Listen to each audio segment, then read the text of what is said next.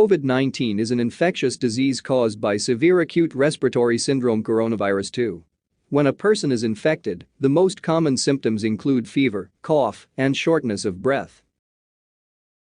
To start a test, the samples can be collected by a nasopharyngeal swab or an oropharyngeal swab.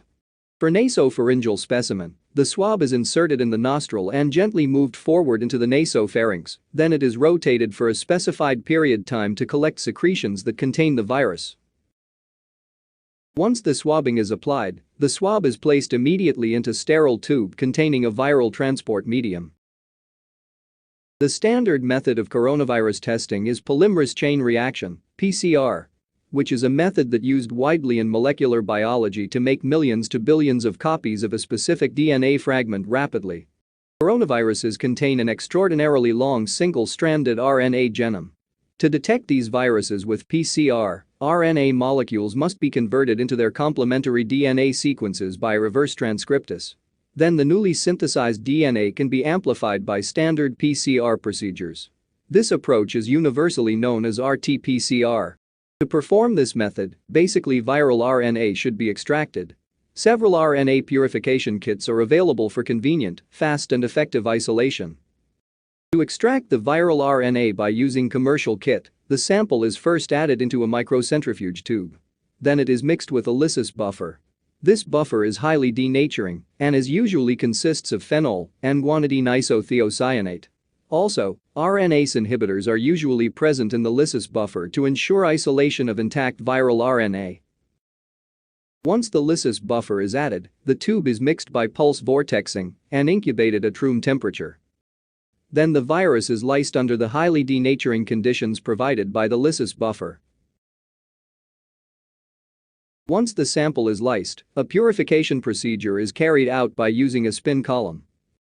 The sample is loaded onto the spin column. Then a centrifugation is performed. This procedure is a solid phase extraction method in which the stationary phase consists of a silica matrix. Under optimal salt and pH conditions, RNA molecules are bind to the silica gel membrane, and at the same time, protein and other contaminants are not retained. After centrifugation, the spin column is placed into a clean collection tube and the filtrate is discarded. Then a wash buffer is added. The column is put in a centrifuge again, forcing the wash buffer through the membrane. This removes any remaining impurities from the membrane, leaving only the RNA bound to the silica gel. Once the sample is washed, the column is placed in a clean microcentrifuge tube and an elution buffer is added. Then, a centrifugation is carried out, forcing the elution buffer through the membrane. The elution buffer removes the viral RNA from the spin column. And a purified RNA, which is free of protein, inhibitors, and other contaminants is obtained. After the extraction of the viral RNA, the next step is the preparation of the reaction mixture for PCR amplification. In this step, a master mix is used, which is a pre-mixed concentrated solution that consists of buffer, reverse transcriptase enzyme, nucleotides, forward primer, reverse primer, Tachman probe, and DNA polymerase. Finally, to complete this reaction mixture, the RNA template is added. The tube is mixed by pulse vortexing.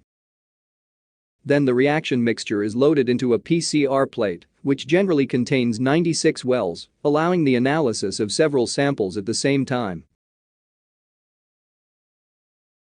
Next, the plate is placed in a PCR machine, which is essentially a thermal cycler. Real-time RT-PCR is used for the detection of the new coronavirus 2019 by the amplification of target sequences in the RDRP gene, the E gene and the N gene. The choice of the target gene depends on the primers and the probe sequences. The first step in RT-PCR is reverse transcription. The first strand complementary DNA synthesis is primed with the PCR reverse primer, which hybridizes to a complementary part of the virus RNA genome. Reverse transcriptase then adds DNA nucleotides onto the 3' end of the primer, synthesizing DNA complementary of the viral RNA. The temperature and duration of this step depend on the primer, the target RNA and the reverse transcriptase used. Next, an initial denaturation step is applied, causing denaturation of the RNA-DNA hybrids. This step is required for the activation of DNA polymerase and simultaneously the inactivation of reverse transcriptase. PCR consists of a series of thermal cycles, with each cycle consisting of denaturation, annealing, and extension steps. Denaturation step consists of heating the reaction chamber to 95 degrees Celsius, and it is used for denaturation of the double-stranded DNA template. In the next step, the reaction temperature is lowered to 58 degrees Celsius, allowing annealing of the forward primer to its complementary part of the single-stranded DNA template. The annealing temperature relies directly on length and composition of the primers. In the extension step, the DNA polymerase synthesizes a new DNA strand complementary to the DNA template strand by adding free nucleotides from the reaction mixture that are complementary to the template in the 5' to 3' direction. The temperature at this step depends on the DNA polymerase used. After the first cycle, the double-stranded DNA target is obtained. Then, the denaturation of this double-stranded DNA is performed, yielding 2 single-stranded DNA molecules. In the next step, the reaction temperature is lowered, allowing annealing of the primers to each of the single-stranded DNA templates and annealing of the Tachman probe to its complementary part of the target DNA. Tachman probe consists of a fluorophore covalently attached to the 5' end of the oligonucleotide probe. The fluorescence is emitted by the fluorophore when it is excited by the cycler's light source. Also, this probe consists of a quencher at the 3' end.